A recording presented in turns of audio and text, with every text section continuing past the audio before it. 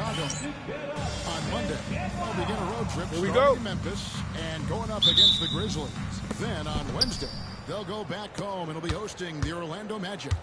And looking at that Nets matchup, it's going to be their 6th contest on the year. Fans will be curious to see how this team continues to form as the season goes on. Now the opening lineup for the Oklahoma City Thunder. The post pair form will be Williams and Holmgren. Gilgeous-Alexander out there with Wallace. And it's George in at the 3. And for the Bulls, Vucevic in at center with Williams next to him. Jordan is out there with Alexander. And it's Horton Tucker in at the 3. Alexander gets the bucket.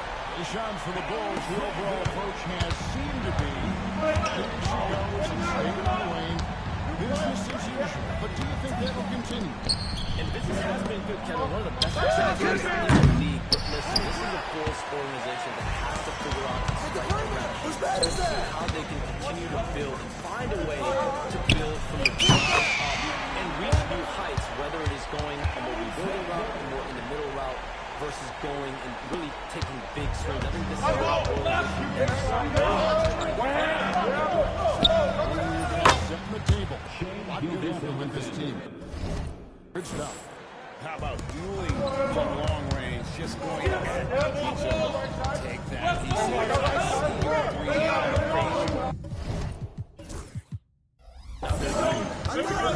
Alexander. 6 points for him. Taken away by Williams. Gilgeous-Alexander surveying the D. There's the drive. Right from the lane. The defense ready for him on that possession. They had to be. Kick it out. So strong in the paint. Here's Alexander on the 3 off target. And close to making the defense pay for the next coverage that time. Gilgeous-Alexander in the hoop for his 3rd make from the field. He's 3 for 4 thus far in the contest. Well, Dort makes the smart play there. He spots a shooter and just gets him. Outside Williams. Pass to Alexander. It's stolen by Gilgeous-Alexander. Here's Williams. Williams slams it in. Well, that's why they're in front. Aggressive play at both ends. Nicely done. Here's Alexander. Gilgeous-Alexander cover. Going inside. Shooting foul. And the whistle blows. He'll shoot 2 free throws. And I like the fact that the defense is looking to protect the rim at all costs. The Bulls shooting their first shots from the free throw line tonight. And last season, as a team, they knocked down 79% of their free throws. So those are numbers you'll be happy with.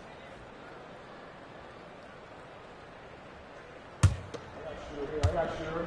We're going to push it on the miss. We're going to push it on the miss. Get the rebound. Got box here, got box here. That's up, that's up, that's up. Who you got? I got him.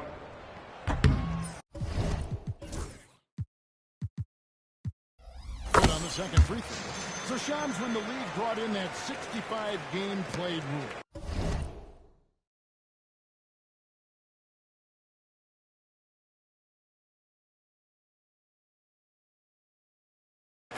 It sure seemed to motivate players to play. Just about prestige. Every summer we're going to see records set for the biggest contract in NBA history. Every summer that goes by, and that certainly has an effect on players wanting to play and players being in the lineup. Now with the 65 games played rule, there is an incentive for all NBA teams. Come on. And so brings it up for Oklahoma City. And going against Chicago for the first meeting of the season. And this is a matchup that can frustrate them as they came up empty in their 2 games against them last year. Wallace finds Gilgeous-Alexander. Great open look there. Gilgeous-Alexander's got a couple of threes now in the first with the Thunder. This is why SGA is a focal point of his offense because of that ability to score. Here's Alexander. Trying to answer back, but that 3 is off the mark. With a short break in the action, gives us a chance now to send it over to David Aldridge. Well, Billy Donovan and I got a chance to talk for a little bit. He said SGA has this special ability to roll a defender into a slower pace and then suddenly make a quick move that leaves everybody just standing there. Coach feels the attention has to be on him. He wants to force somebody else. Guys? All right, David, thanks. Now at the break of the floor, you can see the teams that led the NBA in steals last year. Second, the Thunder. You know, I don't know if the numbers even told the story. I mean, their team defense was as good as it gets, often just leaving their opponents completely demoralized.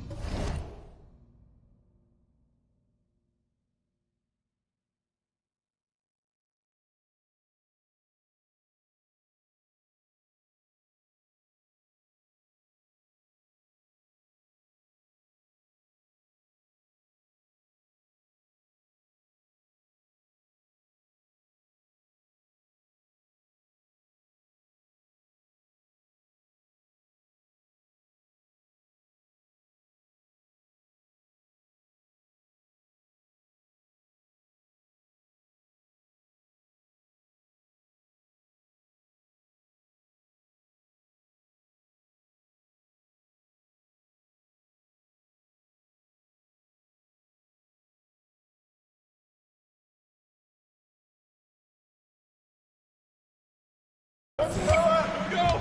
Get it going! Now, it's Holmgren. Got you! He muscles it in through the contact, and they call the foul. He's on his way to the free throw line. The ball movement on this run has been fantastic and is a big part of why they've been able to get these good looks. And let's quickly check out the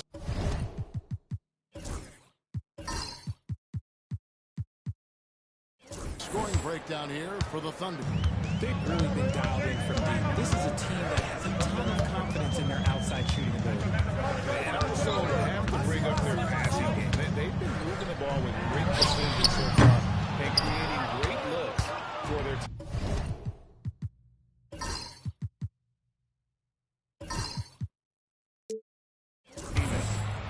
Now here's Wallace. Kick it out! Pop it! Oklahoma City moving it around. Get there! Holmgren with a screen on Jordan. Wallace misses. Bulls trail.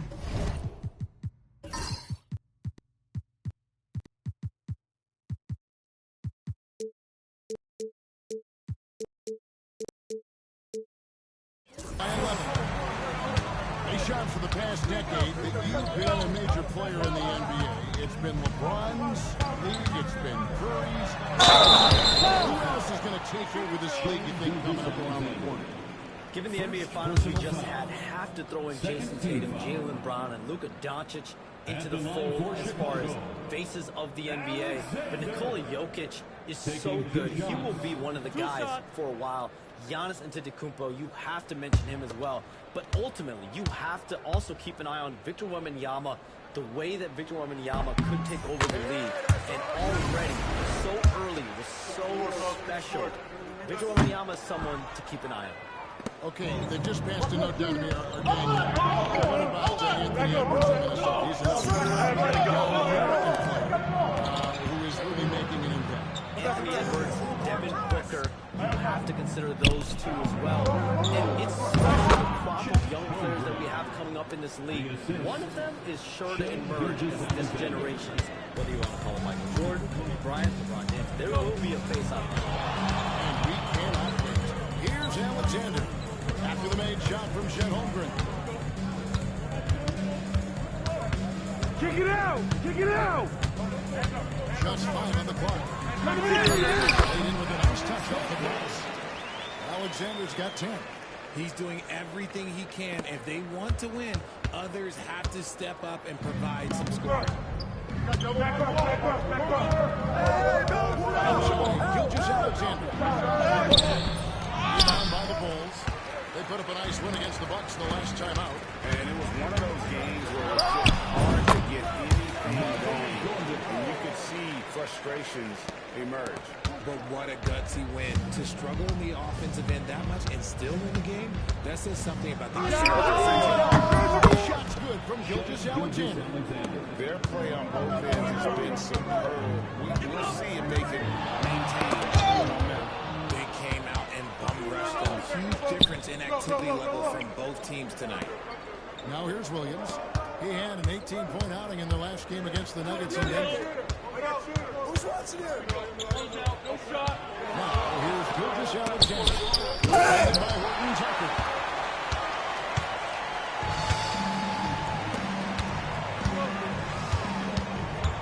Here's Alexander. Gilgeous-Alexander coming. Green coming. Alexander, no luck. Not his.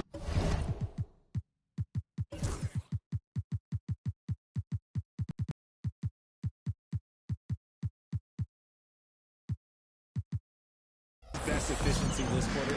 Look, sometimes that's how it goes. Hey, yo, right here. In Chicago, I'm assuming you grew up a Bulls fan who didn't. And you had to have a favorite player growing up with those terrific teams. I was a big-time fan of hoops in general. Definitely someone for me was Kobe Bryant. That someone wasn't a Bulls player. We almost got him one year, but that was someone I grew up watching. Kevin, did you have a favorite team or player growing up? Well, I love Kobe. I covered every season of LeBron and every season of Kobe Bryant. And Bryant actually did stuff for 2K. As you know, not too long ago, before his passing, he sat down for a couple hours. But I hate to rank them because Kobe, Jordan, and LeBron are all right there at the very, very top. Very hard to beat Jordan. Obviously, the GOAT, the greatest of all time. For me, watching growing up, that was the closest thing that I had. And Mark Daigneault calls timeout here.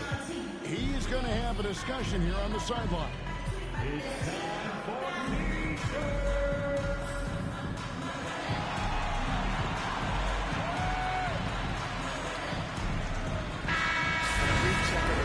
For Williams, coming off a terrific season, put up about 19 points a game, 4 assists and 4 rebounds.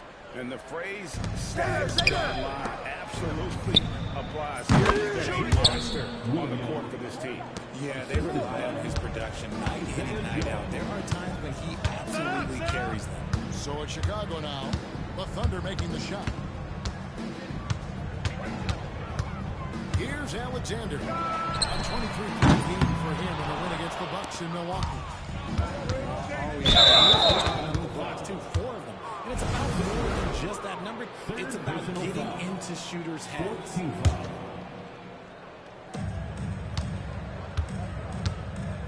Now Williams. 7 points in the game. Shot. Misses the 3. Oklahoma City comes in this one. The win against the Nuggets in Ball Arena. Here's Alexander. Takes a 3. Offensive rebound.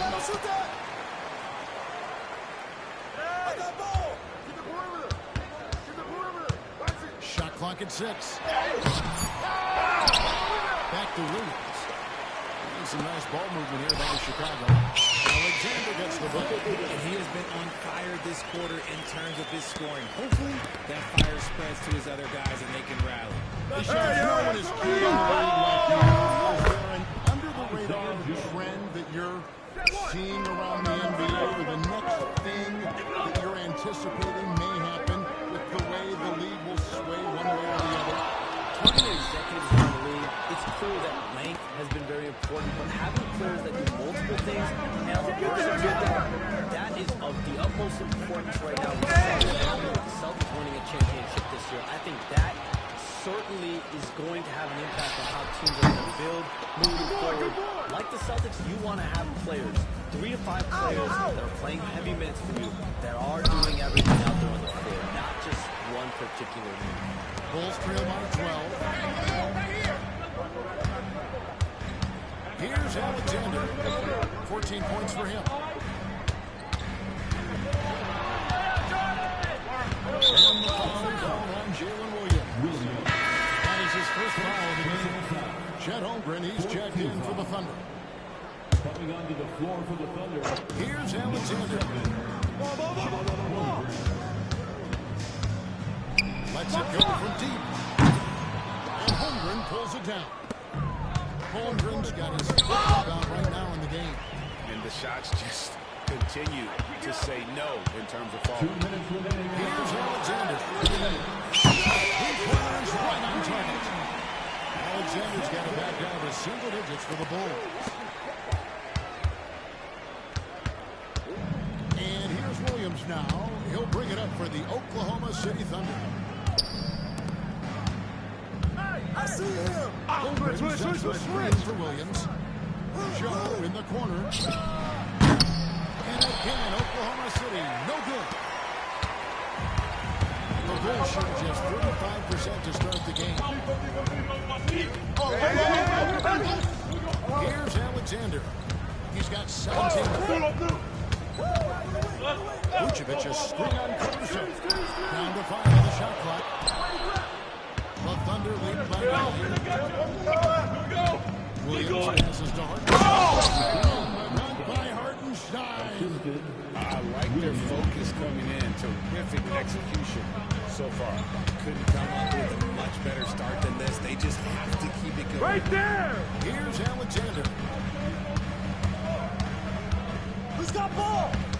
There's 47 seconds left to play in the first quarter. Pops in the layup for 2. Alexander's got 19 points. I mean, he is tearing the defense up. They have not brought their A game on that side of the ball.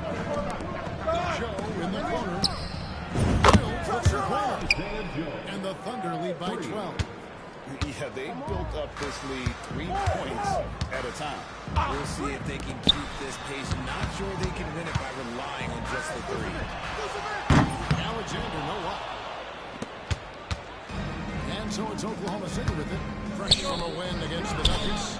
And it says a lot about you that even when you're not at your best, they definitely were still in that game and able to win comfortably. Just looking at the box score, you wouldn't think that they did enough to pull it out, but all of the intangibles is where they won this ball game. Shai Gilgeous-Alexander, guys, has been on display for the Oklahoma City Thunder. He put together quite a quarter, 13 points in all. And he looks to be planning.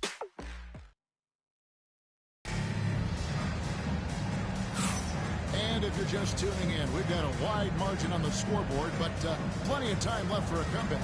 And a very convincing performance from the Thunder so far. Showing a lot of confidence in their rotation. They went right to that bench when they needed points. Sometimes you just need a change of pace. The bench delivered that.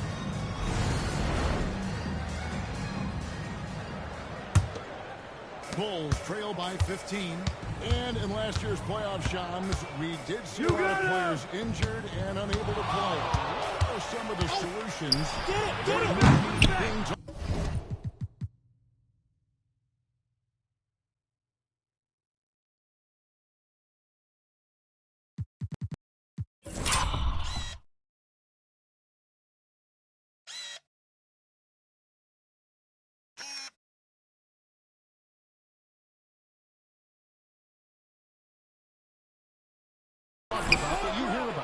People certainly ask if this is the result of the 65-game rule. Is it the more physical play? Is it the consequences of the regular season? The league is going to take a wait-and-see approach to determine if this is an issue they have to fix. But they do love the results of what this has brought as far as players. Hey, right here. Yeah, they do seem set on that 65 number, don't they? 100%. And at the end of the day, some of these injuries are flukish. There's a lot of, obviously, lower body injuries, and you can't measure that. I think the league is going to want to see more data over the next 5 to 10 years to really determine, does this rule impact the game? On the floor for Oklahoma City, getting going here in the second quarter. The 4 and the 5, the lengthy pair of Holmgren and Hartenstein. Mitchell is out there with Isaiah Joe. And it's Caruso in at the small forward position.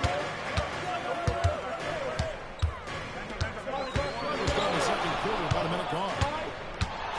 Here's Alexander. Gets a rebound. Williams passes to Alexander. Launches it.